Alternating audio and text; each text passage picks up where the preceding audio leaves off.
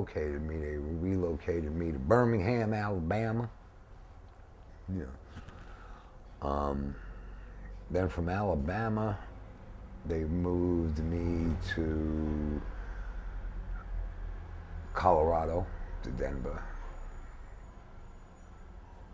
From Denver to Seattle. Why did they move you so many times? You know, they don't tell you why they're moving you. But, you know, you could, you know, just common sense tells you there was some type of risk or some type of breach in security. So they would just tell you, you know, okay, pack up your shit, you're leaving tomorrow. You know, and you know the hardest part is that you usually at that point you know, just getting settled in where you made some friends and you know, I was a big weightlifter then, and you know I'd go to the gym and I got a job in Albuquerque, New Mexico, which was another one of my stops as a personal trainer, and I met Suzie Cream Cheese, who was, till today, one of my main squeezes.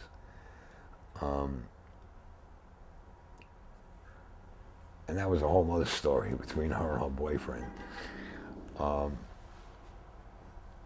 And what happened was I had to get her into the witness protection program because she wanted to live with me.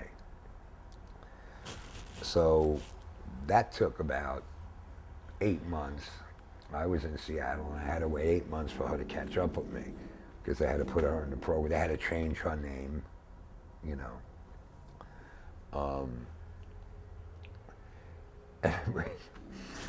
It's just, it's almost like it's a surrealistic life because. You gotta tell them the story about how you met Suzie Cream Cheese. Suzie Cream Cheese, it's a great name. That's from Frank Zappa's album. Suzie Cream Cheese doing nasty on the White House lawn. But it's from the first Mother's album. What? When you met her? I met her in the gym. Tell her that. I was like, and in those days, I actually was, you know, and her and her boyfriend owned tanning salons all through Albuquerque. And, you know, the BMWs, and they had the house, and blah, blah, blah. So they asked me if I would train them, you know. So, you know, I started training them, and Cream Cheese started sending messages, you know. And then it was, she'll debate this, but it's the truth. It was his birthday party at the house, and blah, blah, blah, and I was in the kitchen, she was in the kitchen, and she just fucking grabbed me and just put a big smacker on me, you know? And I said, yeah, and I had the same feelings toward her, because, you know, Suzie was the real deal. I mean, she was an ex-madam here in the city, you know, just a street girl, you know. And now she's big time out in Nevada. You know. So after that, it was like, you know, we started seeing each other on the sly and stuff like that. And finally, Numbnuts found out about it, you know, and he shows up at my apartment one night, right, in Albuquerque. And he starts with all this shit and stuff like that. And I just sat there and I said, look, you know, it's really time for you to leave. Now you're gonna leave one or two ways, you know? And Peter actually backed down, you know, and he left. And he kicked Suzie out. And Suzie moved in with me.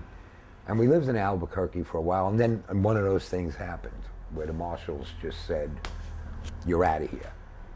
What had happened was Peter knew the story.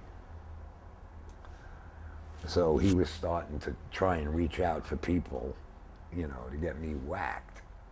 The marshals find out about it.